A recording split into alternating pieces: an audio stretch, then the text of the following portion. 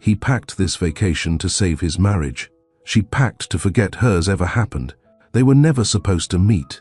But the moment his daughter laughed for the first time in weeks, it wasn't his wife who made her laugh. It was another woman. Have you ever been in a relationship where your presence felt like an obligation instead of a choice? Have you ever watched someone you loved start reaching for joy in other places? If you've ever stayed longer than you should have, just to keep something together for the sake of others, this story is for you. If you've ever been the one holding the rope while the other person let go, like, share, or comment below. Someone out there needs your honesty. Silas Draven didn't like sand. It stuck to expensive loafers, buried itself in fabric, and didn't care how much your clothes cost. But when his 5-year-old daughter begged for just one real beach vacation, he booked the trip without blinking. He didn't do it because he liked sun. He did it because things at home were unraveling quietly, the kind of unraveling you couldn't blame on a single moment. No affair, no screaming, no sudden betrayal, just silence. His wife, Elira, called it burnout. He called it distance. Leia, their daughter, called it mommy being busy all the time. Silas packed 3 phones, 2 laptops, and told himself this vacation would fix everything. A break, a reset, a way to make Elira smile again.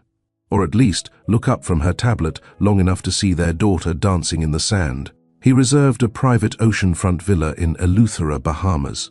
Staffed, secluded, gated, with no cameras, no shareholders, and no press.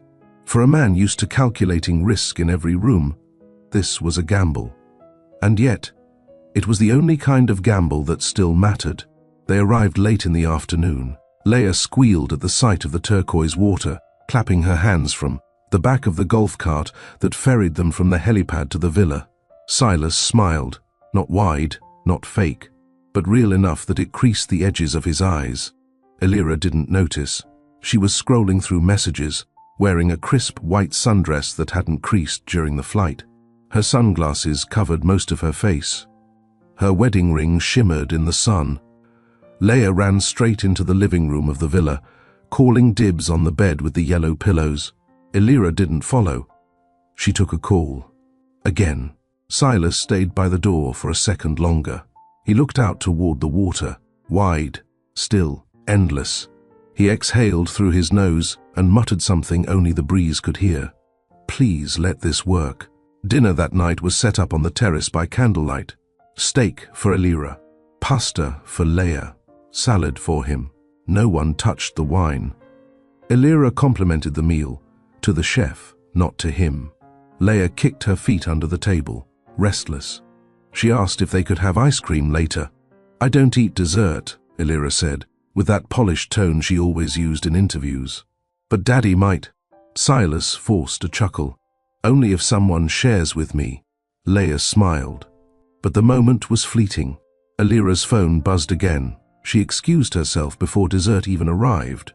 That night, Silas stood by the window while Leia brushed her teeth. The ocean shimmered under a crescent moon. Somewhere in the distance, he heard soft music playing from another villa. Laughter, unrestrained. He'd forgotten what that kind of laughter sounded like. Elira walked in from the balcony, slipped out of her heels and grabbed a silk robe. Let's try the spa tomorrow, he offered, carefully. Leia can stay with one of the resort nannies for a bit. She didn't look up. I've got calls all morning. And a board update by noon. You go ahead. I thought this trip was for us. It is, she replied. Tired, but practiced. You know how things are right now. He nodded. But he didn't agree. The next morning, he was up before both of them, coffee in hand, sitting on the edge of the private pool, laptop shut. Leia came out in her swimsuit, towel dragging behind her. He smiled. Ready for sand castles? Yes, but Mummy said she's not feeling beachy. He didn't ask what that meant. He just held out his hand. Then let's build the biggest castle this island has ever seen. Leia beamed and took his hand. For the next 2 hours, they were the only ones on the beach. And it felt simple, better, until she ran toward the beachfront juice bar and collided into someone else. A tall woman, maybe early 30s, with dark curls pinned up messily under a straw hat, looked down. At her now soaked beige shorts and the dripping coconut water Leia had just spilled all over her. Leia gasped, "I'm so sorry." But the woman just laughed, genuinely. "I've had worse thrown at me." Leia blinked. "You're not mad?" She crouched to Leia's eye level. "Are you okay?" Leia nodded. "Then coconut water's just a bonus." Silas hurried over, towel in hand. "I'm sorry," he said, offering the towel. She was excited about the bar menu. The woman looked up. She was kind-eyed and beautiful, but not in the loud designer way he was used to seeing. "Really, I'm fine. I think I scared her more than she spilled." Silas glanced at Leia. "Did you say sorry?" Leia nodded shyly, then added, "Your laugh's funny." The woman tilted her head. "Funny good or funny weird?" "Good, like cartoons." That made her laugh again. Silas chuckled. "Thanks for being kind." She rose to her full height. "Thanks for raising a kid who apologizes." They exchanged names, briefly. She was Kaylin, from Atlanta, here for sun, books, and nothing that needs fixing. They parted ways, but Leia waved at her again that evening across the fire pit lounge. Elira didn't notice. Silas did. That night, when he tucked Leia into bed, she asked softly, "Daddy?" "Yes, Bug. Why doesn't Mummy play with me here?" He froze for a second. "She's just tired from work." Leia nodded. "But you play." He kissed her forehead. "Because you're the best part of this trip." As he turned off the lights, he glanced out the window. 2 villas over, Kaylin sat alone by the pool, legs in the water, journal in hand. For the first time in days, Silas didn't feel like the only one who couldn't sleep. The next morning, the sunlight streamed through gauzy white curtains. Leia tiptoed into the living room in her flamingo-printed pajamas, still clutching the stuffed turtle she'd gotten from the gift shop. She stopped short when she saw her mother in a white bikini, sitting on a lounger, scrolling on her tablet. "Are we going to the beach today?" Leia asked, hopefully. Elira didn't look up. "Ask your father." "I have a migraine." Silas walked in from the kitchen holding 2 plates, toast and scrambled eggs for Leia, and nothing for Elira. He'd stopped offering. Leia crawled into the breakfast nook. "Can we see the fishes today?" "We'll see whatever you want," Silas said. After breakfast, Elira kept scrolling. By 10 a.m., Silas and Leia were back at the beach. Elira never left the villa. This time, he brought a shovel, a bucket, and the map Leia had drawn of her dream castle. They built towers, moats, a bridge made of sticks. Leia giggled with every scoop. And not far off, just out of reach, but somehow within emotional earshot, Kaylin sat under a straw umbrella, reading a book, pen between her teeth, legs stretched out on a towel. Leia spotted her first. "That's her." Silas followed her finger. "Who? The laugh lady?" He smiled. "You mean Kaylin?" Leia nodded. "She looks like she likes turtles." Silas chuckled. "I bet she does." Leia suddenly stood and ran toward her. Silas barely had time to react. Kaylin looked up as Leia skidded to a stop in front of her. "My name's Leia. You laughed good yesterday." Kaylin laughed again, dog-earing her page. "And you build a strong apology. That's rare." Leia beamed. "We're building castles. Want to see?" Before Kaylin could answer, Silas caught up, slightly breathless. "I swear I didn't plan that," he said with a sheepish smile. Kaylin grinned. "She's persuasive." Leia took her hand. "Come see. You can help with the tower." Kaylin hesitated for a moment, then looked at Silas. He nodded. "I'll allow it if you don't judge our lopsided bridge." They spent the next hour in the sand. Kaylin didn't try too hard. She wasn't performing. She asked Leia questions about the drawing, helped shape one side of the tower, even offered a tip for stacking shells into window frames. Silas sat back and watched his daughter come alive, watched Kaylin kneel without worrying about her hair or dress, watched her respond, not perform, engage, not direct. He'd seen 100 polished women in couture take photos with kids for charity, but none of them made Leah giggle like that.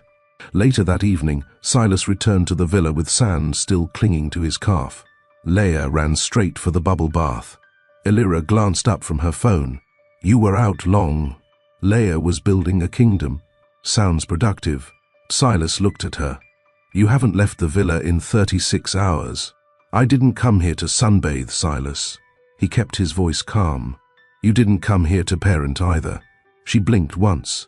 "Don't do that." "Do what?" "Make this trip a referendum on our marriage." "I didn't have to. You did that the second you packed work." She stood up. "I came. I showed up. That's more than a lot of people do. You showed up with your name, not your heart." She threw on her robe and walked past him. "Let me know when you're ready to stop moralizing in swim trunks." He didn't stop her. But he didn't go after her either. That night, the resort held a small fire pit social. Optional. No cameras. Just other guests, marshmallows and soft music. Leah begged to go. Elira declined. Silas agreed. They arrived just after the sun dipped beneath the sea. Leah clung to her stuffed turtle while holding Silas's hand. The fire crackled. A young couple strummed a guitar and passed it to another. Then Leah froze. Across the flames, Kaylin sat on a woven mat, knees drawn to her chest, holding a cup of hot cocoa. She spotted Leah and waved. Leah waved back, then tiptoed closer. Silas didn't stop her. "Is your turtle warm?" Kaylin asked with a soft smile. Leah held it up. "He likes fire." "Does he like marshmallows?" Silas stepped forward. "I warned her about sweets after dark." Kaylin smiled. "I'm a teacher. I'll pretend I didn't hear that." "You really teach?" "4th grade, public school, Atlanta. Best job I ever fought to keep." Leah sat beside her without asking. Kaylin made room. Silas lowered himself to the mat, watching his daughter bond with someone who asked more questions than she answered. They roasted one marshmallow, then two. Then Leah fell asleep on Silas's lap, head resting gently on his arm. Kaylin reached over and tucked a loose curl behind the girl's ear. Silas whispered, "You're good with her." Kaylin smiled softly. "I'm good with kids who aren't forced to be small." He stared at the flames. "She used to talk more. She still does. But only when someone listens." Silas looked at her then, really looked. She wasn't trying to impress him. She wasn't angling for anything. She was just present. That night, when he carried Leah back to the villa, her grip tightened around his neck. Sleepy, but sure. "Daddy?" "Yeah, bug." "Can the laugh lady come tomorrow too?" He didn't answer, but he smiled into her hair. If you've ever watched someone light up only when a stranger paid attention, if you've ever carried a relationship alone while the other person stayed comfortable in absence, then this story already knows your heart. Comment below if you've ever been the one trying to keep it all together for the sake of a child. Like and share this story if you believe presence is the real proof of love. Subscribe to Mr. Charles' Stories, because sometimes the loudest love is quiet. Kaylin Veer had been taught to keep the peace, even when it cost her everything. She learned it from watching her mother lower her voice at church, even when she was being disrespected. She saw it in how her grandmother smiled politely through conversations she wasn't welcome in, and she carried it into her marriage. For 7 years, Kaylin kept her smile in the right places. She hosted, she adapted, she waited, and in the end, her husband left anyway.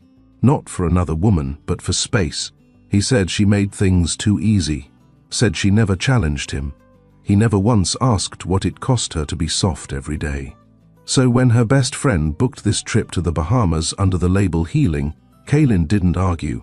She packed 1 carry-on, no makeup, 2 sundresses, 1 journal, and no expectations. She wasn't looking to be found. She just wanted to breathe. On her second morning at the resort, Kaylin woke early. She sipped hot tea barefoot on the patio, watching the waves. No music, no distractions. Just the sound of her breath finally existing without someone asking her to hurry it up. Her villa was quiet, a single-bed suite with glass walls that faced the sunrise. A reminder that she had no one to cater to, and no one pretending to care. She stretched, showered, pulled on a beige wrap dress, and carried her journal and coconut water down to the shore. She didn't know a child would knock into her 10 minutes later. She didn't know her laugh, rusty from months of silence, would trigger a bond that neither of them could explain. But that's how it started, not with a plan, with a spill. That night, Kaylin lay in bed, staring at the ceiling fan above her. She didn't know why she kept thinking about the man, Silas. Something about the way he apologized without ego, the way his daughter looked at him like he was the safe part of her world, the way he had looked at her when she crouched beside Leia, as if he hadn't seen a woman truly kneel in years. He hadn't stared like a man chasing attention. He had stared like someone remembering something he'd forgotten he needed. She closed her eyes and told herself not to read into it. She was here to rest, not to feel.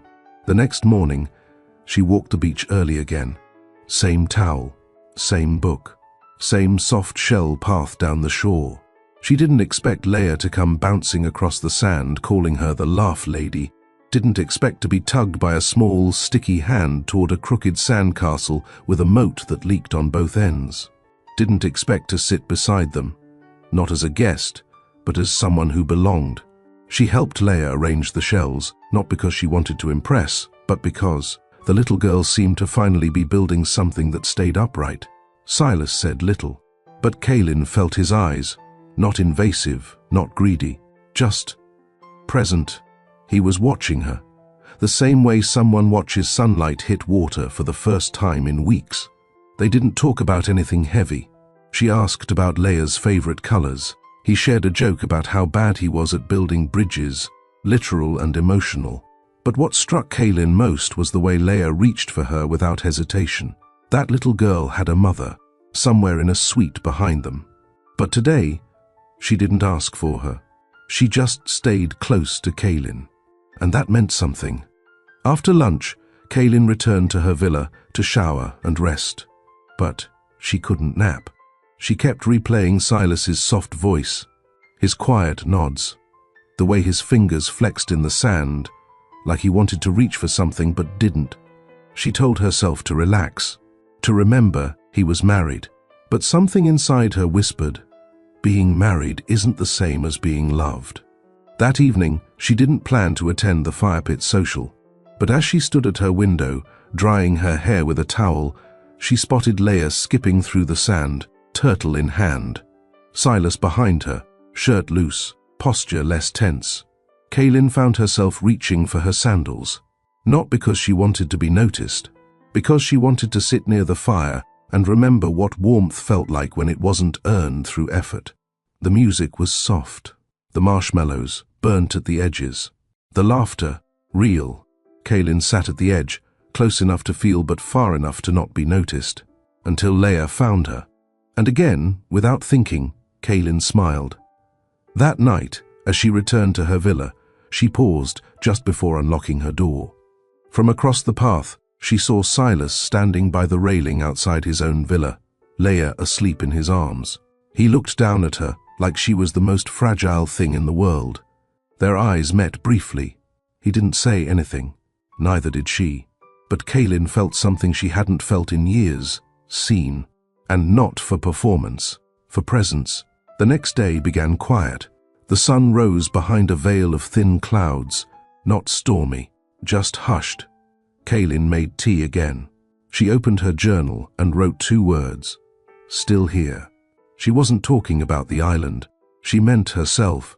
There had been days back home when she didn't feel like she existed, where she could go an entire week without anyone asking how she felt, what she wanted, or who she was, when no one needed anything from her. But here, she was barefoot on warm wood, hearing the ocean flirt with the shore. She had no one to impress, no one to manage, and strangely, she wasn't lonely. She was alone. And still, she felt watched in a way that didn't smother her. Silas hadn't tried to follow her. He hadn't flirted, hadn't crossed any lines. But Kaylin felt his attention the way you feel sun on your skin when you're not facing the light. And part of her didn't hate it, Mid-morning, she returned to her spot on the beach. Same towel, same book. She didn't expect Leah to appear again, running, joyful, her curls bouncing in the wind. But she did. This time, she was carrying a plastic bag of gummy sharks. Kaylin raised a brow. "Your dad let you have candy before noon?" Leah whispered like it was a secret. He said, "It's vacation rules." Kaylin grinned. "Smart man." Leah plopped down beside her. Silas followed moments later, holding 3 coconuts with straws. No assistant, no staff. He looked relaxed, not all the way, but looser. He handed one to Kaylin. "Peace offering for my sugar crime." She accepted it, fingers brushing his. Brief, barely there, but it lingered. They didn't talk much. Not at first. Leah told Kaylin about the turtle's name, Frankie, about her favorite pajamas, and how she once made a fort under her dad's desk with pillows and accidentally fell asleep during a press call. Silas chuckled at the memory. Kaylin asked him what he did for work, the kind of polite question that usually got men talking for 20 minutes. He shrugged. Logistics and systems. Tech. People move things better because we exist. You don't sound impressed. I sound tired. That made Kaylin look up. He met her eyes. I built a world so efficient, I forgot to build a home. Kaylin's voice was quiet. Did someone ask you to build the home first? No. She asked for the world. Leah ran toward the tide to collect shells. The moment she was far enough not to hear, Silas turned slightly toward Kaylin. "I'm not trying to complicate anything. I didn't think you were, but you've made me aware of something." She waited. "You listen. Even when no one's performing." Kaylin held his gaze. "You talk. Even when no one's grading you." He smiled, a tired, crooked smile, then turned back toward the sea. They sat like that until Leah returned, cradling 2 broken shells. "Look, they're not perfect, but they're still pretty." Kaylin took one and nodded. "Sometimes the broken ones are the most honest." Silas didn't speak, but Kaylin noticed the way his fingers closed around his coconut, like he wanted to hold something steadier. Later that afternoon, Kaylin returned to her villa. She left the door open for breeze, was halfway through journaling when her phone buzzed. A message from her ex. "Hope you're good. Left the rest of your mail at the old place. Boxed it." No greeting, no warmth, not even her name. She stared at the screen for a long minute, then deleted it. No response, no reopening doors that only echo. That night, she sat outside again. Stars above, waves below. A candle flickered on her small patio table. She heard laughter a few villas over, Leah's voice. Then footsteps, a knock. She opened the door to find Silas standing there, one hand in his pocket, the other holding a folded towel. Leah forgot this. Kaylin smiled, taking it. "Thanks." He didn't move. She didn't ask him to. He glanced down at the towel. "I don't know what this is between us." Kaylin folded it slowly. "Maybe it's not a between. Maybe it's just an is." Silas looked up. For the first time in a long time, he said, "I'm not afraid of stillness." Kaylin's throat tightened. "You don't have to be afraid of being seen either," she whispered. He nodded, then turned to leave. Didn't ask to come in, didn't stay too long, but she stood at the doorway long after he was gone, holding a towel and something else she couldn't name. Breakfast was already laid out when Silas stepped into the villa kitchen the next morning. Fruit, eggs, toast, fresh mango juice. The staff worked like ghosts, present but invisible. He appreciated their efficiency, but today he needed more than silence. Leah bounced in wearing a lemon-yellow sundress, already halfway through her mango cup. She grinned when she saw him. "Daddy, can we go look for sand dollars again?" He nodded, brushing a hand through her hair. "Of course. Let's eat first." Elira emerged 10 minutes later. White linen pants, perfectly styled hair. Eyes focused on her tablet as she swiped through unread emails. She sat, picked at a slice of pineapple, and sighed. "I need to cut this trip short," she said plainly. "The board's pulling up the Thursday numbers. and I don't trust them to hold the line without pressure. Silas didn't react. Leah looked up. But you said we'd go to the Coral Park. I did. But I also said work doesn't pause just because we're on vacation. Leah's eyes dropped. Silas spoke, calm but firm. You can stay if you want. But we're not cancelling the rest of the week. Elira scoffed, not at him, at the idea of losing control. I'll book a flight tonight. Enjoy your sand dollars. Then she stood, grabbed her phone, walked out. Leah didn't speak. She just quietly picked at her toast, like she didn't want to take up space. Silas leaned over gently. Hey. She looked up. Mommy's leaving because she needs to work. That's her decision. But we are still here. Together. Leah's eyes welled a little, but she blinked fast. Can we make our castle bigger today? He smiled. Biggest on the beach. By mid-morning, they were back in the sand. Kaylin wasn't there yet. Leah asked once. Then again. Maybe she's drawing, Silas said. Or reading. She said she liked mornings. She does, but she's not here. Silas didn't answer that, because he noticed he missed her too. Kaylin showed up 15 minutes later, her curls loose, her journal tucked under her arm, a light orange wrap tied at her waist. Leah ran to her immediately. You're late, Kaylin smiled. I brought you something to make up for it. She pulled a little pink shovel from her beach bag. Leah gasped. Mine broke yesterday. Silas watched from a few steps away. That same ache, the one that started the day she laughed with Leah, was back, but it didn't hurt. It calmed him, like someone reminding you the storm is over. They worked on the castle together. Kaylin helped Leah build a tunnel under the moat, using driftwood for support. It kept collapsing, but Leah didn't care. She kept trying. She's stubborn, Kaylin said playfully. She gets that from her mother, Silas replied. Kaylin's expression dimmed just slightly. I hope she also learns presence from you. Silas looked down at his daughter. I don't always get it right, he said, but I show up. That's what she'll remember. He turned to Kaylin. What about you? Did someone show up for you? Kaylin smiled, soft and sad. Eventually, I realized I had to show up for myself. Silas nodded. Not in pity, in respect. You seem like someone who stopped waiting to be rescued. I had to. Nobody noticed when I was drowning. Leah built her final tower and named it Kaylin's room. She decorated it with small pink shells. Kaylin chuckled. That's very fancy. You're part of our family castle, Leah said simply. Silas froze, not in panic, but in awe, because she said it like it was the most natural thing in the world, and somehow it felt like it was. When they walked back to the villa, Kaylin peeled away near the resort path. Silas stopped her. Thank you for all of it. She tilted her head. I'm not doing anything special. You're doing everything different. Kaylin looked at him for a long moment. I didn't think I'd feel safe near someone like you again. What do you mean, someone like me? Put together, powerful, married. Silas swallowed. I'm still married on paper, but emotionally, I've been alone a long time.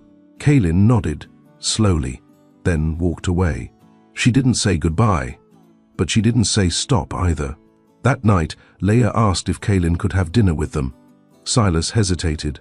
Elira wasn't there. The table had 3 chairs, but only 2 were used.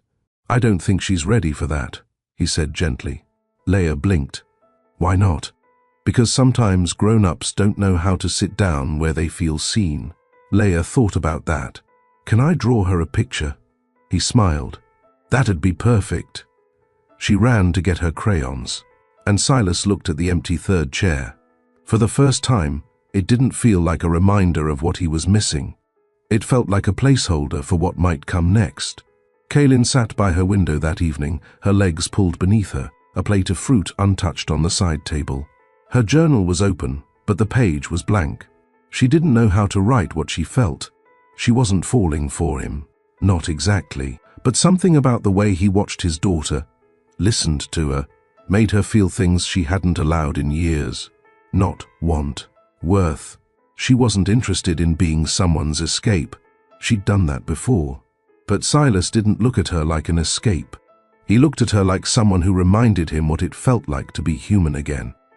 There was a knock at her door. Soft, 2 taps. She froze. For a second, she expected silence. Then, "Miss Kaylin?" "Leah." Kaylin smiled, already on her feet. She opened the door to see Leah holding a folded piece of paper with smudged crayon drawings. A rainbow, a castle, a smiling turtle, and 3 stick figures. "That's you," Leah pointed. "And that's Daddy. And that's me." Kaylin crouched, heart in her throat. "I love it. I wanted you to have dinner with us, but Daddy said maybe not yet," Leah said honestly. "He said sometimes grown-ups get scared when they feel too much." Kaylin smiled, heart softening. "That's a very smart Daddy."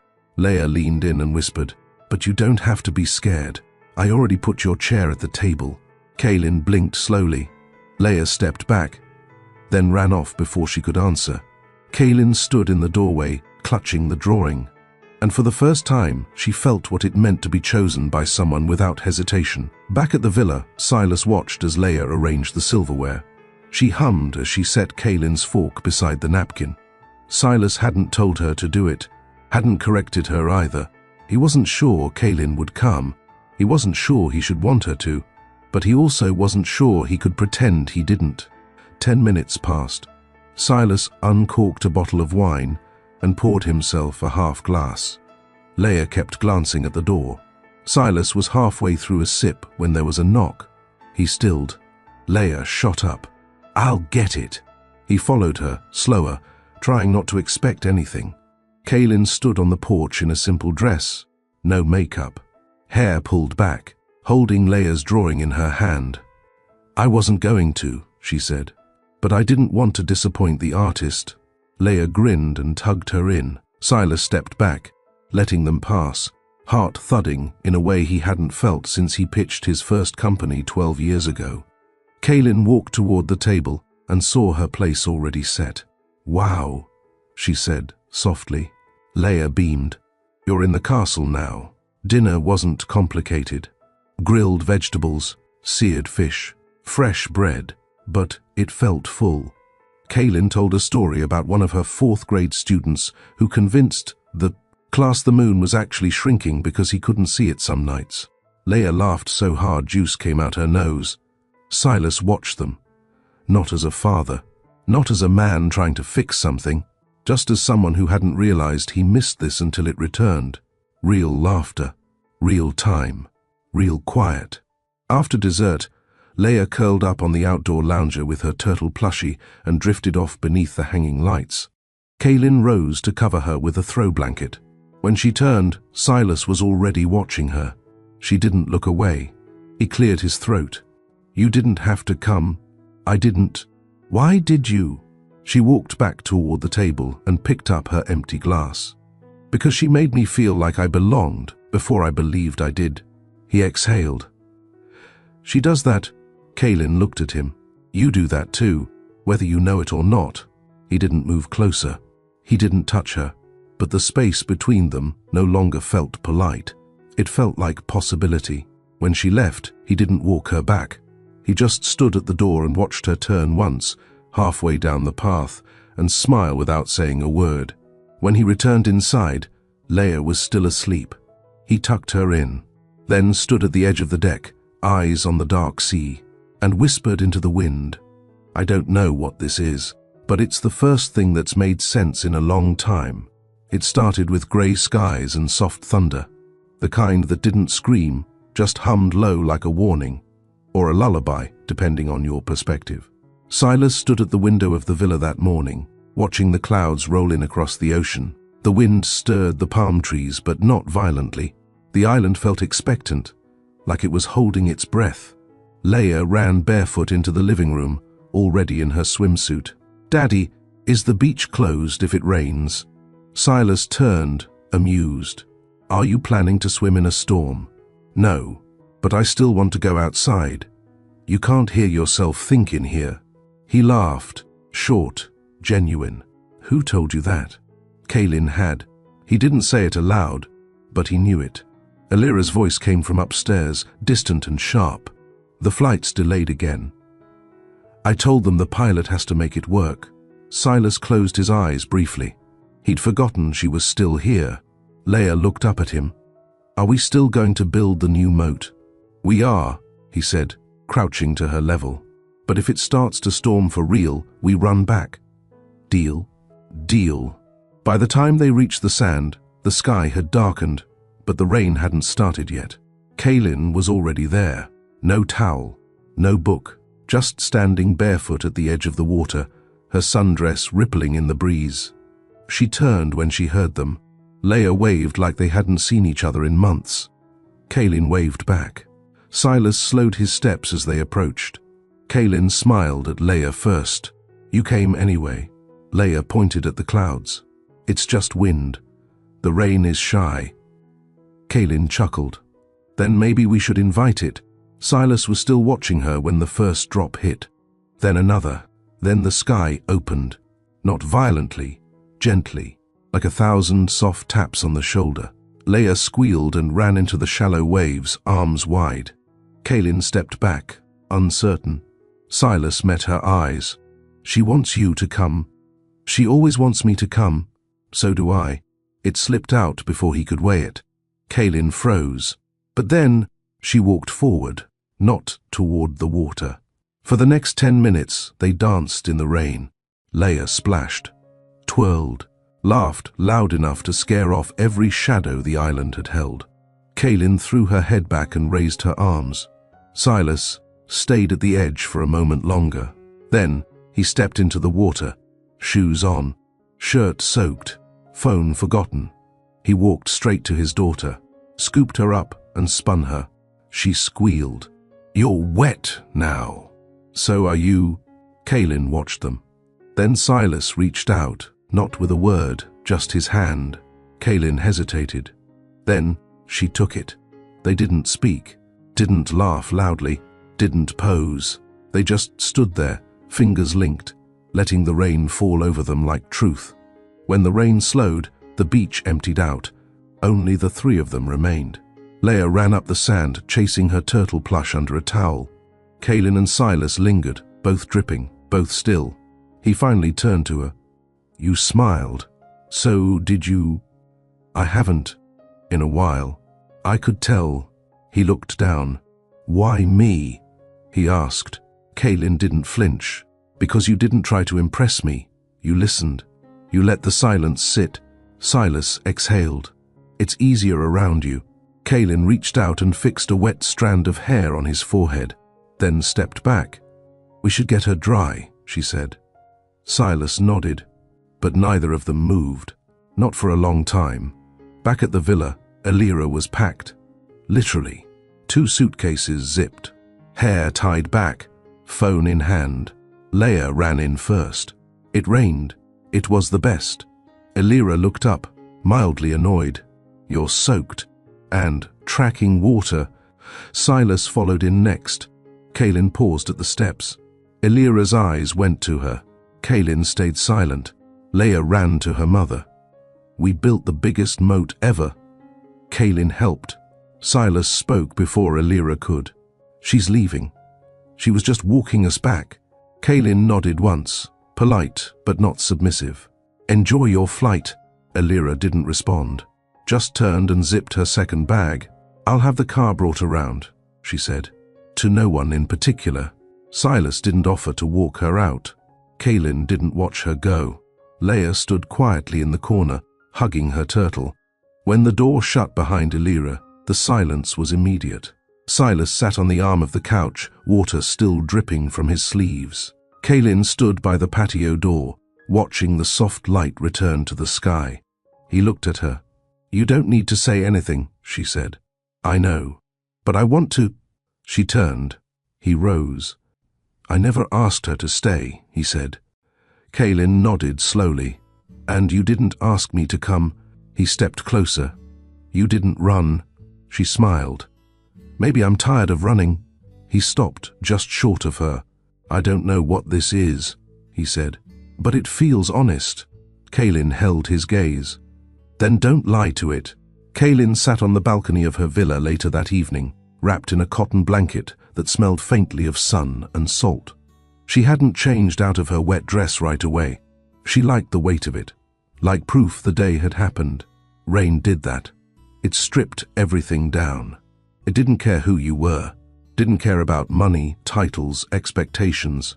It just made everyone equal. Silas hadn't touched her, not in the way people expected when stories like this unfolded.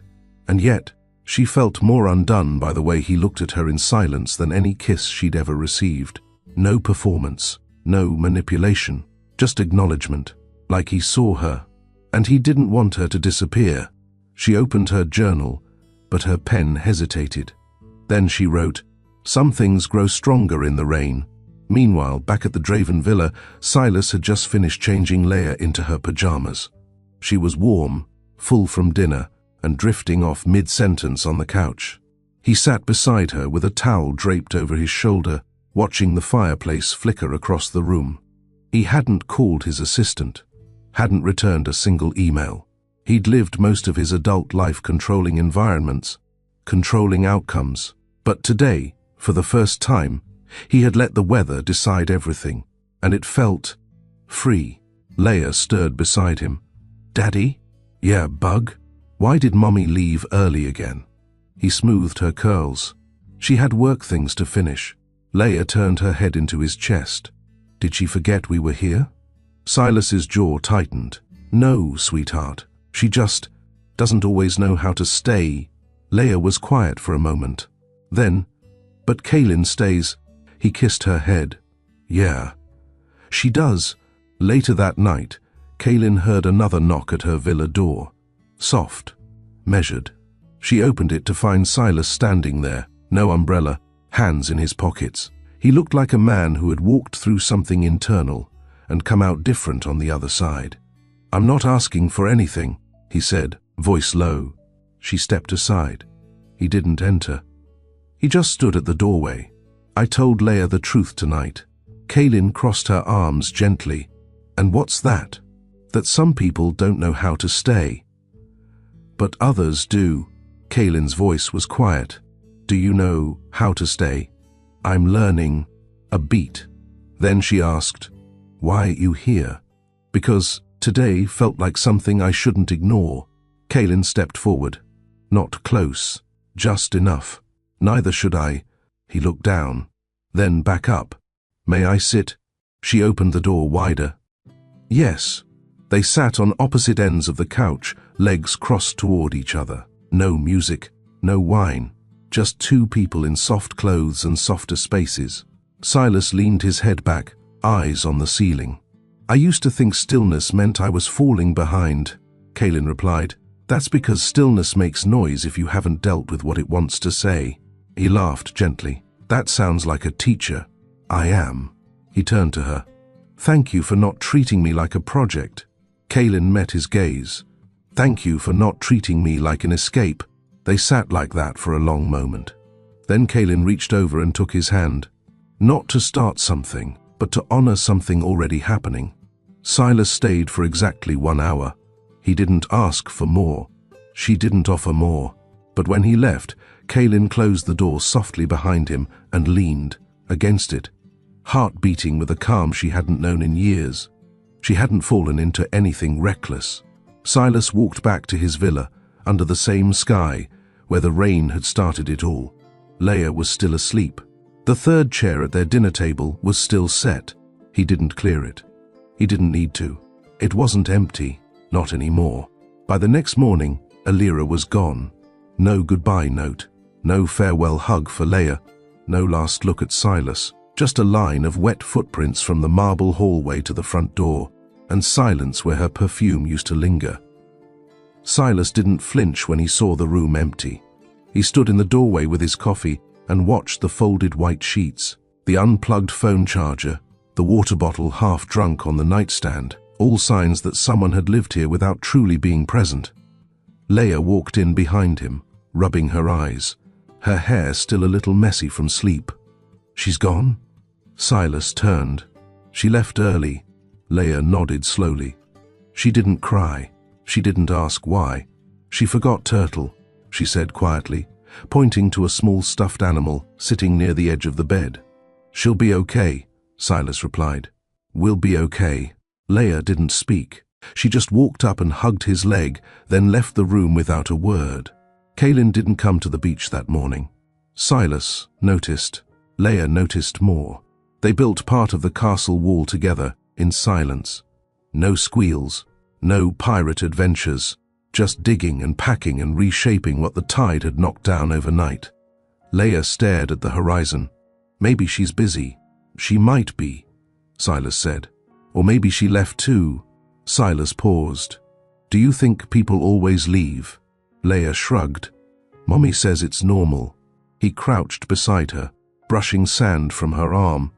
"It's not your fault when someone chooses to leave." Leah looked at him. "Is it yours?" Silas didn't lie. "Sometimes, yes." Back at her villa, Kaylin sat curled up in her robe, tea going cold on the table beside her. She'd seen Alira leave from her balcony window. No eye contact, no words. But the car had pulled out fast, and Kaylin had felt something shift. She didn't want to be the reason someone left a marriage, not even a broken one. She hadn't crossed a line. She hadn't touched what didn't invite her. But still, that woman left, and Kaylin was still here, and that truth made her hesitate. She didn't want to be the next. She wanted to be the only, when the time was right. But feelings weren't math problems, and stillness didn't always mean peace. She pulled out her journal and wrote, "Some people leave without slamming the door. That's the scariest kind." That afternoon, Kaylin finally left her room. Not because she was ready, but because Leah had slipped a small note under her door, written in purple marker. "We're building the castle again. Without you, the roof keeps falling. Please come." She didn't even fold it. She had just pushed it under the frame with part of a broken shell attached to the corner like a paperweight. Kaylin stared at it for 10 minutes, then got up and put on her sandals. When she arrived at the shore, Leah looked up and didn't smile. She ran. Straight into Kaylin's arms. "I thought you left too," she whispered into her shirt. "I wouldn't leave without saying goodbye," Kaylin whispered back. Silas stood nearby, watching them. His posture relaxed, but his eyes carried weight. Kaylin approached him slowly, Leah still holding her hand. "You okay?" she asked. He nodded. "She left early. No surprise." "I saw. You stayed away. I didn't want to be in the way." "You weren't." Kaylin looked at Leah building with fresh energy. "You've always been the only one showing up, haven't you?" Silas exhaled. "You see too much." Kaylin glanced at him. "Or maybe others see too little." They rebuilt the castle for 2 hours. Kaylin never stopped smiling. Silas never looked away. Leah added 2 towers. One was hers. One was Kaylin's. "I'm going to draw this tonight," she said proudly. "So I remember it when we go home." Silas looked at Kaylin, and for the first time, he wanted the word home to mean the same thing for all 3 of them. Dinner, that night, was quieter than usual. Leah colored on the placemat with hotel crayons, softly humming to herself. She looked up every few minutes toward the entrance, as if expecting Kaylin to walk in again. Silas noticed. He always noticed now. Every small hope, every pause in her eyes. He saw it, and he felt it. The way she'd once looked for Alira was fading. Now, she looked for Kaylin, not with confusion, with trust. It meant everything, and it terrified him. Kaylin stayed in her villa, not out of fear, but caution. She wasn't ready to sit at their dinner table again, not while the echo of Alira's absence still lingered in the corners.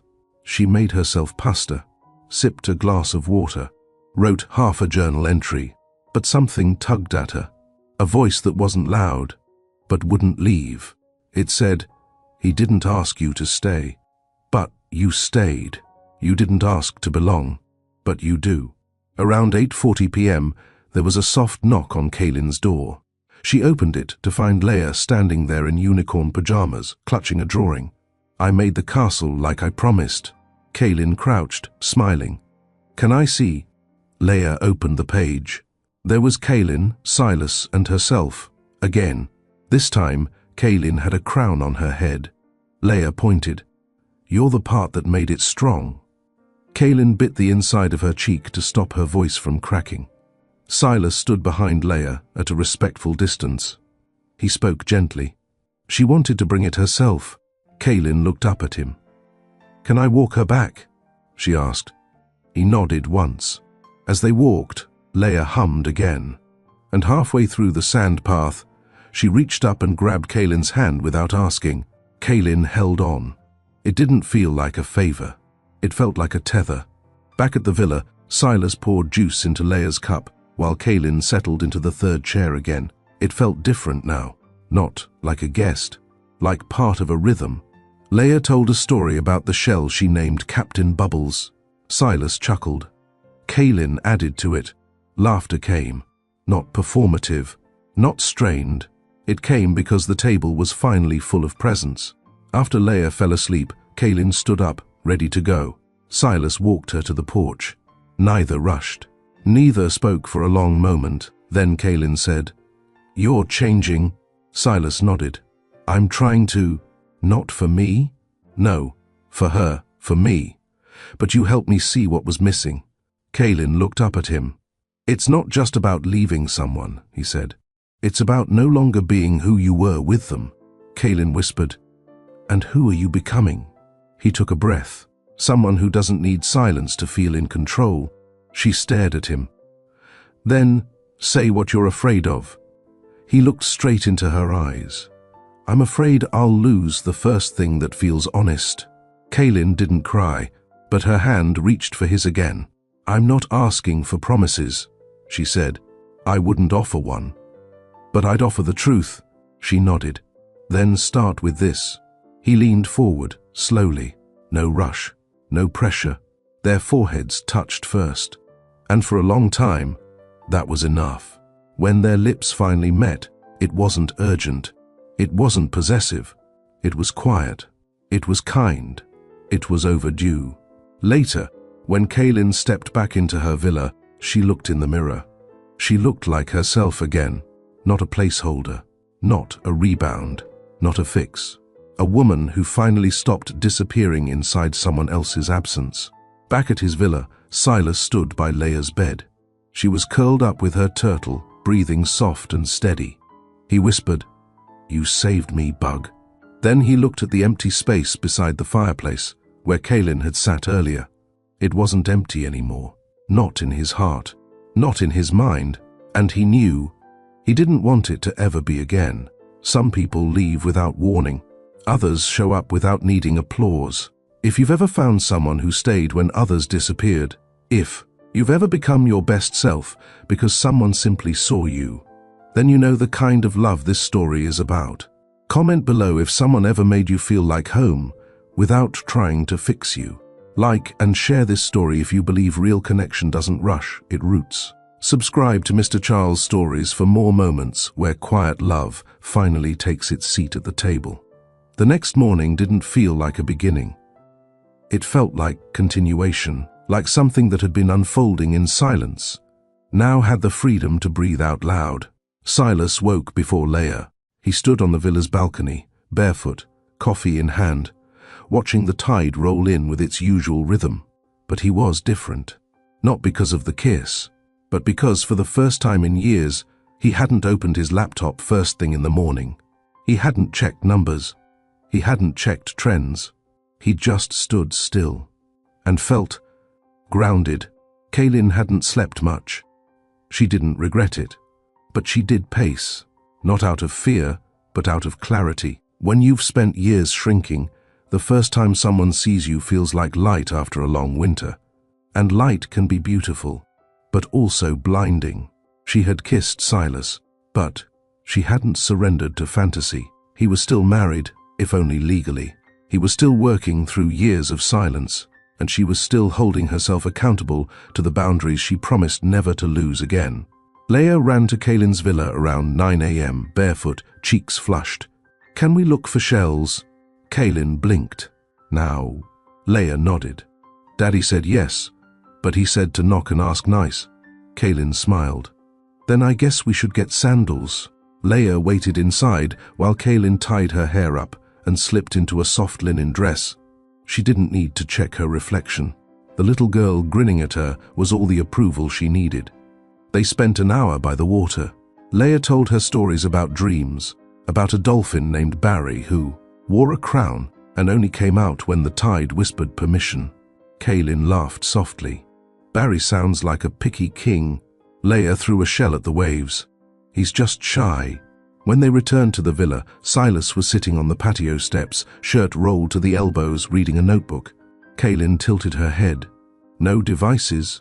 He glanced up, trying to trust the tide. She sat beside him, not too close. That sounds poetic. It's your fault. Mine? You made stillness feel like peace, not punishment. Kaylin didn't respond. She just looked at him.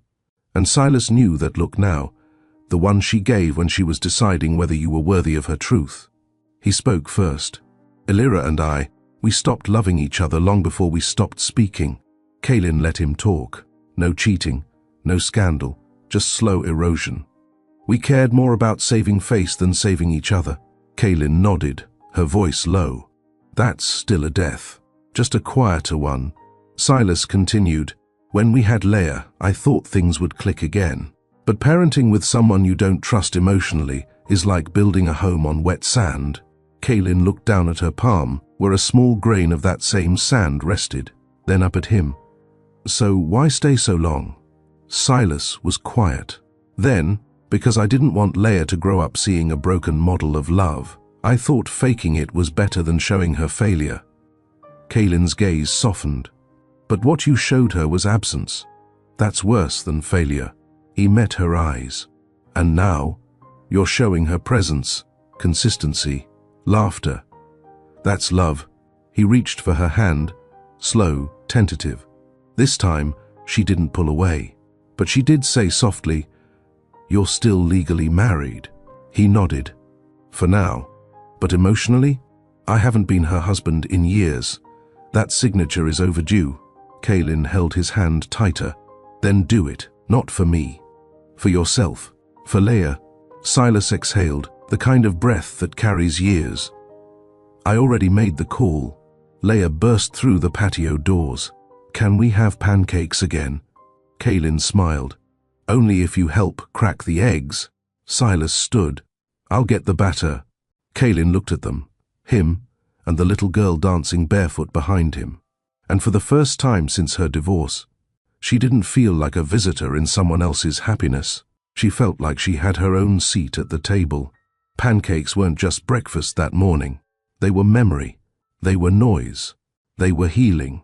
Leia cracked the eggs with both hands and managed to get more on the counter than in the bowl. Kaylin didn't mind. She let her pour the milk too, and stir until the batter had small clumps. Silas flipped them with practiced ease. He didn't ask for help, didn't bark instructions. He just moved like a man who had learned to enjoy slow moments without measuring them in productivity. Kaylin watched from across the island, chin resting in her hand, not staring, observing. He was different in the morning light, softer, still powerful, but not armored. Leia danced in a circle when the first pancake landed on her plate. This one has bubbles on top. That means it's the best. Silas grinned. You made it. Of course it is. Kaylin took a bite of her own.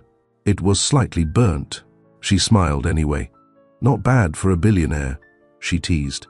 Silas poured syrup with mock seriousness. I don't let the money cook, just the heat. Leia giggled. You should make a restaurant. Dad's pancakes and turtles. Kaylin laughed.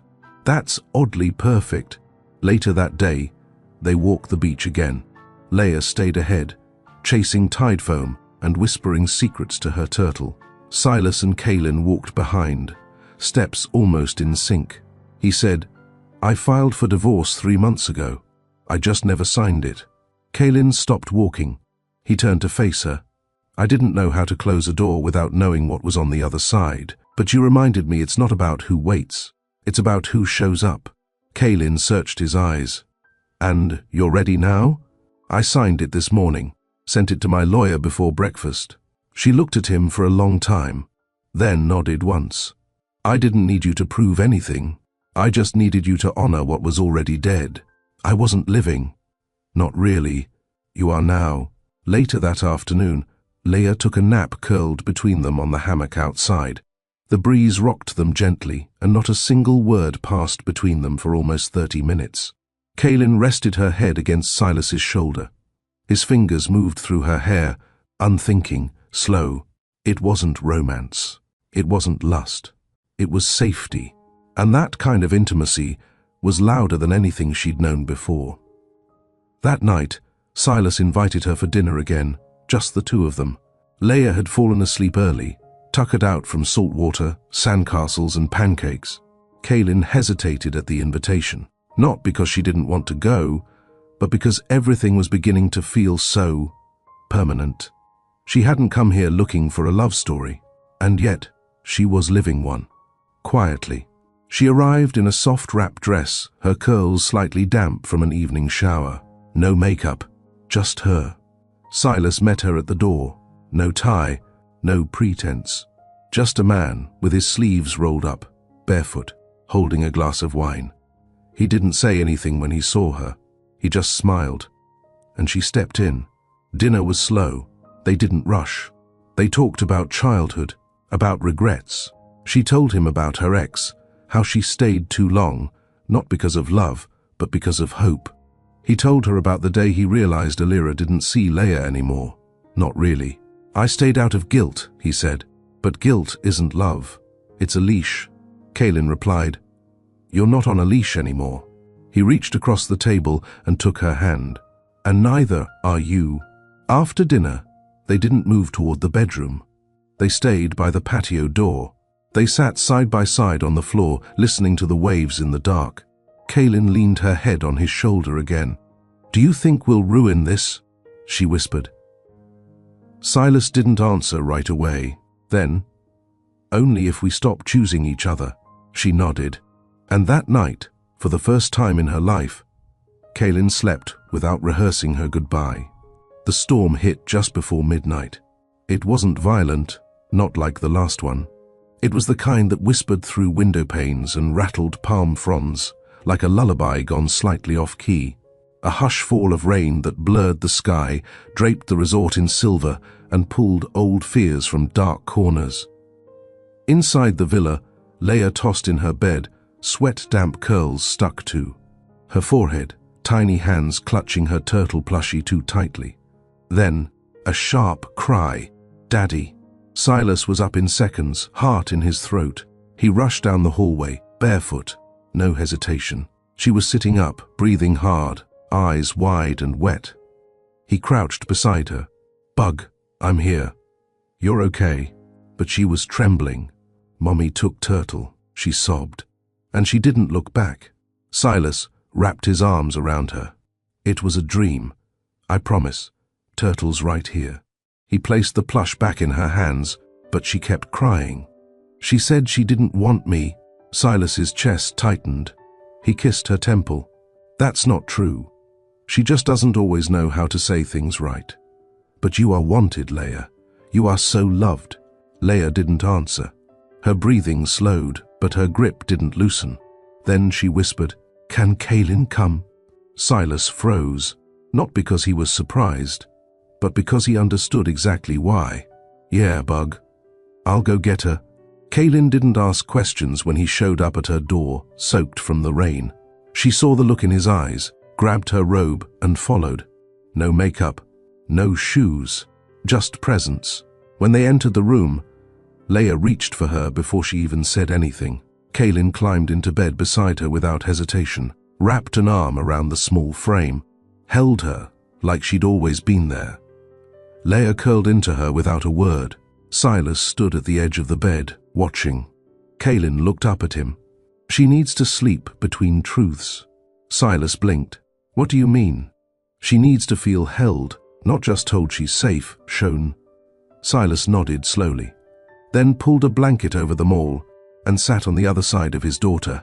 Kaylin on one side, him on the other, and in the middle, a little girl who had stopped shaking. The rain softened near dawn. Light slipped in through the white linen curtains. Kaylin was still holding Leia when her eyes fluttered open. Leia didn't say anything. She looked up at her, then turned her head toward her father. Her tiny voice cracked the silence. "You didn't leave." Kaylin smiled. "Not going anywhere, sweetheart." Leia reached up and touched Kaylin's cheek. "I dreamed you lived in our house, but the door was pink." Kaylin chuckled. "That's the best kind of dream." Silas rubbed his eyes. "Pink's negotiable." Leia giggled. "No, it's not." Later that morning, Kaylin made breakfast in their kitchen like it was the most natural thing in the world. Silas stood leaning against the wall, watching her move. She didn't ask where things were. She already knew. Leia sat at the counter drawing another castle.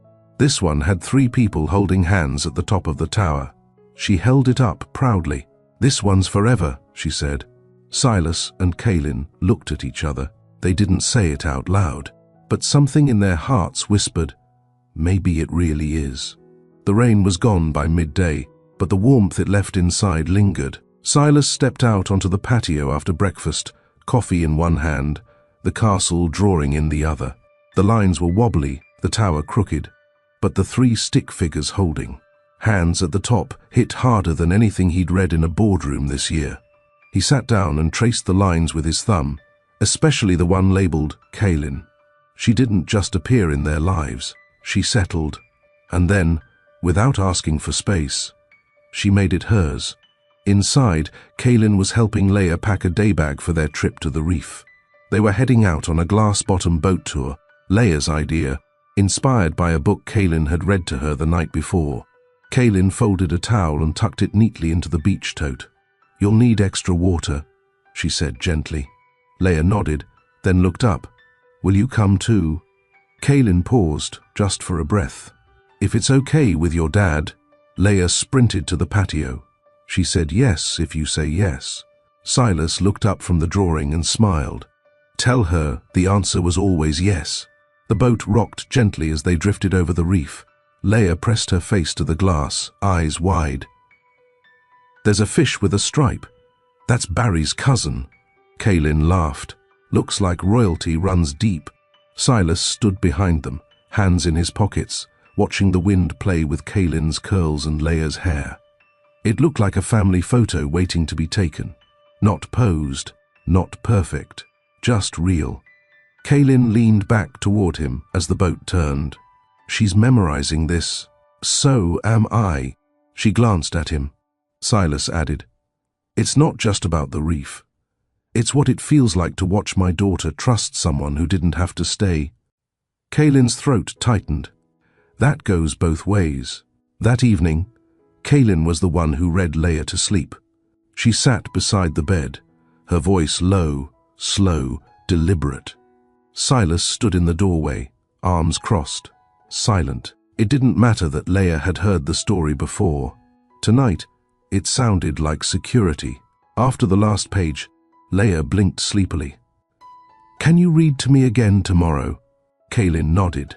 "Always." As Leia drifted off, Kaylin tucked the blanket around her shoulders and stood slowly. Silas stepped back to let her out, but instead of walking away, she leaned into his chest. His arms closed around her without a word. No kiss, just closeness. No promises, just presence. They sat outside, afterward, not speaking. The moon hung low, the sea almost still. Kaylin said quietly, "I've never felt safe and wanted at the same time." Silas reached over and laced his fingers through hers. "Then let this be the first time." She didn't pull away, but she did ask, "What happens when we leave this island?" He turned to face her. "I bring you home." She held his eyes. "You mean that?" "I mean that." Inside, Leia stirred once, only once, and smiled in her sleep, because even in dreams she knew the space between them was finally full. Morning came with no fanfare, no storms, no interruptions, just Kaylin's soft laugh in the kitchen as Leia dropped a berry into her cereal with too much force, splashing milk onto the counter. Silas watched them from the doorway, robe tied, hair still damp from a shower, towel slung over his shoulder. He hadn't lived like this in years. No calendar alerts, no calls before coffee, no guarded posture while buttering toast. Kaylin didn't look up when she noticed him. She just smiled, like she knew he was already watching. After breakfast, they walked to the trail leading to the quieter side of the island, a small cove the locals didn't advertise. The water was shallow, calm, clear enough to see tiny fish swim between their ankles. Leia chased shells. Kaylin rolled up her pants, tied her hair, and stepped in barefoot without thinking. Silas followed. He hadn't done that before. Followed. Not with Illyra. Not with anyone. But Kaylin didn't demand. She simply moved, and he found himself drawn to where she was.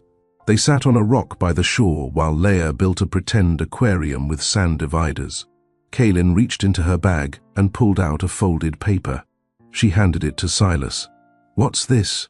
"I drew it last night, after you fell asleep." He opened it. 3 figures again, Leia in the center, holding hands with both of them. Above the drawing, Kaylin had written a simple line in bold marker, "Don't make me a secret." Silas looked up at her, startled. Kaylin didn't back down. "I don't want to be hidden behind polite excuses. I'm not asking for press announcements. But I need to know that you're not afraid of being seen standing beside me." Silas folded the paper carefully. "I'm not." "Then, prove it." Back at the villa, Silas called his attorney. Kaylin didn't listen in, but she heard enough to know it was real. Final papers, final signatures, a quiet settlement already accepted. No delays, no fear, no hiding. Later that day, he took a photo. Nothing posed. Just Kaylin and Leia on the sand, laughing over a half-finished drawing in the shade. He posted it to his private social account, the one only his close circle followed. No caption, no explanation, just truth. A few hours later, his assistant messaged him. "She saw the post. She'll respond." Silas replied, "Let her." Kaylin didn't expect a spotlight. But when Silas handed her his phone and let her see it for herself, she stared for a long moment. He didn't explain, didn't justify. He just said, "You're not in the shadows." And for Kaylin, who had once been a wife pushed behind closed doors, made to smile at tables where her presence felt like a placeholder, it was everything. That night, she walked with Leia down the hallway to bed. Leia looked up. "Are you going to leave tomorrow?" Kaylin knelt beside her. "Do you want me to?" Leia shook her head fast. "No. I want you to stay." Kaylin smoothed her curls. "Then, I will. Simple as that." Silas stood at the doorway, watching, noticing the ease between them, the absence of doubt. When Kaylin walked back to him, he touched her hand. "I'm not afraid anymore." She nodded. "I believe you." And in that moment, no ring, no press release, no declaration, he gave her more honesty than anyone ever had. Kaylin sat on the edge of the outdoor lounge that night, legs tucked under her, sipping a small glass of wine. The stars were out, scattered like spilled salt over a navy sky, and the ocean barely moved, as if it was listening too. Silas stepped out quietly, barefoot, hands in his pockets. "Leia's out cold," he said. "She had a big day. She's had a bigger week." Kaylin nodded, eyes on the stars. "You've both changed." He sat beside her, not close enough to touch, but close enough to mean it. "I didn't think I'd get here," he said. Emotionally, Kaylin didn't speak. Silas continued, "I built everything thinking stability meant structure, predictable, safe. But this week, I realized stability comes from people, not systems. You realized that when she spilled coconut water on me." He smiled at the memory. "Or when you laughed like it didn't cost you anything." Kaylin finally looked at him. "It used to cost me everything." He turned fully toward her. "And now, I still don't give it away easily. But with you and Leia." She took a breath. "It feels like I'm finally laughing in my own house." Inside, Leia stirred once in her sleep, just enough to roll over, still hugging her turtle. Kaylin watched from the patio doorway. "She trusts you completely," she said quietly. "I don't want to break that." You won't. Unless you stop choosing her. Silas leaned against the wall. And you? Kaylin looked at him. I'm not asking to be your next chapter, she said. I want to be your first honest one. His jaw tightened slightly. That's fair. You posted the photo. You made a statement. I meant it. I know. But meaning something once doesn't replace showing up again and again. Silas nodded. Then let me prove it. Not through big moves, just through quiet consistency. They sat again. This time, their shoulders touched. Not for show. For grounding. The next morning, Kaylin rose early. She took a walk before anyone woke up. She didn't pack, didn't rehearse an exit. She just needed to remind herself that it was safe to stay, safe to love, safe to let good things continue. Halfway through her walk, she spotted Silas and Leia on the far side of the beach, digging, building again. Leia waved when she saw her. Silas lifted a hand too. Kaylin waved back. She didn't rush. She took her time walking toward them. And when she got there, Leia held out a shell. For the center, she said. The part that holds it all up. Kaylin crouched down. I think it belongs to all of us. They worked for an hour in silence, building, laughing, letting the sand stick without brushing it off. And when the tide rose and washed the edge away, none of them panicked. They just smiled and rebuilt it again. The last full day on the island came with no warning, no alarms, no tension, just calm. Kaylin woke up in her villa and felt a kind of soft ache. The good kind. The kind you get when you realize something has mattered, that something real has taken root where there was once only survival. She stood barefoot on the deck, holding her tea, letting the morning wrap around her. She had always left first, always been the one to protect her heart by stepping away before someone else could decide she wasn't worth keeping. But not this time. She wasn't rushing. She wasn't folding up her presents like a napkin at the end of dinner. She was staying. At the Draven villa, Leia was already packed. Well, kind of. She'd filled her tiny suitcase with the essentials, her turtle plushie, her sandcastle drawings, and 3 pink shells she insisted were magical. Silas sat nearby, watching her fold a beach towel like it was fine silk. You know we're not leaving until tomorrow, right? He asked. I'm practicing, she replied. For what? For keeping things that matter. Silas blinked, letting the words hit. She was watching him closely. Even now. Kaylin joined them on the beach later that morning, wearing the sundress Silas hadn't seen before. Soft green, simple straps, and the kind of breeze-fit fabric that danced when she walked. Leia ran to meet her. Silas stayed standing, watching. It wasn't about beauty.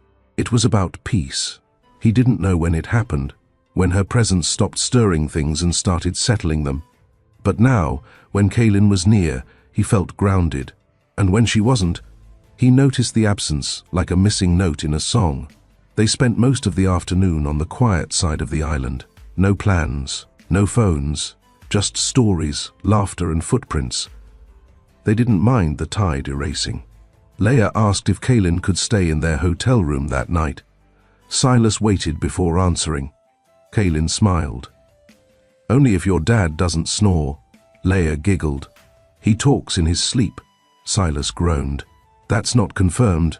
Kaylin whispered. I'll risk it. That night, Silas pulled the curtains wide open so the stars could watch over them. Leia fell asleep between them again, one arm draped over Kaylin's waist, the other clutching her turtle.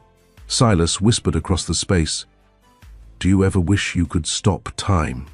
Kaylin nodded. Only when I know I'll miss something this quiet. They didn't kiss. They didn't need to. Stillness had already spoken. In the quiet, Kaylin turned to him. Are you sure you're ready? He didn't ask for what. He already knew. To go back, she added. To face the version of your life that doesn't feel like this yet. Silas exhaled. I don't want to go back to it. I want to bring this with me.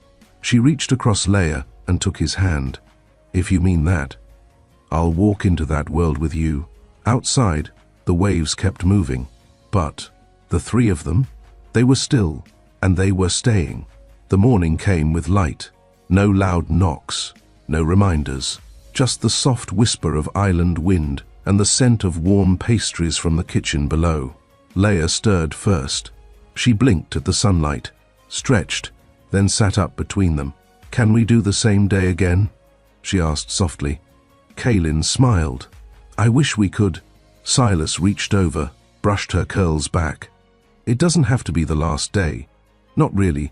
Leia looked between them. "Are we a family now?" Neither adult spoke immediately, but their silence was not hesitation. It was reverence. Kaylin answered quietly, "We're something even stronger. We're a beginning." Check-out was at noon. Kaylin packed slowly, carefully. She folded each dress like it held more than fabric. Because it did. These days had rewoven her. Silas watched her from the doorway. He leaned against the frame, arms crossed, face unreadable. When she turned, he said, "I booked a layover in Charleston." "Justice?" Her brows lifted. "Why Charleston?" "Because I've only ever passed through. Never walked it slowly with someone who made me want to stay longer." Kaylin folded one last dress. "You don't owe me extras." "I know," he said. "I just don't want this to feel like something we're escaping from. I want to walk out of it like we're choosing what comes next." Leia ran into the room wearing sunglasses and a floppy sun hat she found at the resort gift shop. "I'm ready for the plane," she announced, dragging her turtle behind her like a celebrity assistant. Kaylin reached for her hand. "Then let's give this place one last goodbye." At the beach, they stood for a few moments in silence. No words, no pictures. Kaylin bent down and pressed her palm into the sand. A quiet mark. Leia did the same. Silas looked at them, then joined. 3 prints, one after the other. The tide would take them soon. But not everything that disappears is gone. Some things, once felt deeply, leave marks that stay without needing to be seen. The flight was quiet. Kaylin sat between Silas and Leia. Silas didn't speak much. He just looked at her. And she knew. He was thinking about what came next. Not in business plans or brand moves, but in how to keep this feeling alive when airports, boardrooms and headlines waited for him. She reached over and touched his wrist. "You don't have to figure it out today." "I want to." "Then maybe," she said softly, "just start with letting the people who matter stay." In Charleston, they checked into a modest ocean view suite. Nothing lavish, no penthouse. But Kaylin loved it more, because Silas chose it himself, and not for optics. He chose it because she'd once told him she liked places where the water sounded close, but the world sounded far. They took a walk on the pier. Leia chased birds, laughed with her whole chest. Silas and Kaylin walked behind her, not holding hands, not needing to. The people passing by didn't stare. They looked once and moved on. No one recognized him. No one cared about who he used to be before this woman and this little girl. And maybe for the first time in a decade, he didn't either. Later that night, Kaylin stepped out onto the balcony. She had on one of his button-down shirts. She didn't say anything, just stood, watching the water. Silas came behind her, wrapped his arms around her waist. He pressed his forehead to the back of her neck. "I don't know if I deserve this." Kaylin turned. "Don't ruin a good thing by deciding what you deserve." Silas met her gaze. "You're not afraid this will change?" She brushed his face. "It already has." He kissed her, slow, certain, with every part of himself he'd never let the world see. No pressure, no rush, just presence. Kaylin pulled back, pressed her forehead to his. "Not everything that ends is over," she whispered. And he knew she meant it all. The pain, the past, the life they both thought they'd never want again. They had left the island, but the island had not left them. The sun rose gently in Charleston. Kaylin stood in the small kitchen, pouring juice into 2 glasses and coffee into 1. Leia sat at the table scribbling onto a napkin. Silas walked in barefoot, shirtless, hair still tousled from sleep. He leaned against the doorway, watching them. No cameras, no deadlines, no schedule. Just this, a small life, but it felt full. "I didn't know I could feel like this," he said. Kaylin turned, met his gaze. Like what? Like, I'm not late for something. She smiled. Leia held up her napkin drawing. It was the three of them, holding hands in front of the ocean. I made our new family logo. Silas walked over, knelt beside her, and studied it. You gave me hair. You looked weird without it. He laughed. Fair. They ate in quiet warmth. Later that afternoon, Kaylin and Silas sat on the balcony while Leia napped inside. The breeze played with the loose tendrils of her hair. He reached for her hand and didn't let go. Did you ever think we'd end up like this? She asked softly. No, he admitted, but I think I hoped for it the moment you sat across from me on that flight. Kaylin looked down at their joined hands. She whispered, I was scared to hope. He tightened his grip gently. So was I. But now, I'm still scared, he said. But I'd rather be scared with you than safe without you. That night, Kaylin tucked Leia in. Silas watched from the doorway. Leia looked up. You're staying, right? He nodded. I'm not going anywhere. Kaylin kissed Leia's forehead. Sweet dreams. As they turned off the lights, Leia whispered, best vacation ever. Kaylin and Silas stood by the balcony again later, watching the waves in the dark. Let's not ruin it with a perfect ending, she said. Silas smiled. No big speeches, no promises, just mornings like this, where no one's rushing. He nodded. And nights where we don't need to be anywhere but here. She leaned into him. He wrapped an arm around her, steady and sure. The world would call again. His name would still echo in rooms filled with men who measured power in billions. But here, tonight, he was a man who had chosen to stay, with a woman who didn't chase him, and a little girl who didn't need his wealth to feel safe, just his presence. Sometimes, the most important thing a man builds isn't a company. It's a quiet place where the people who matter feel seen, where love doesn't need to be loud, where second chances don't come with fireworks. Just morning juice, balcony wind, and napkin drawings on a kitchen table. That's what stayed. Not the island, not the wealth, but what was finally real. If you've ever been in a room full of people and still felt invisible, if you've ever held back your truth because someone else's world moved too fast to hear it, this story was for you.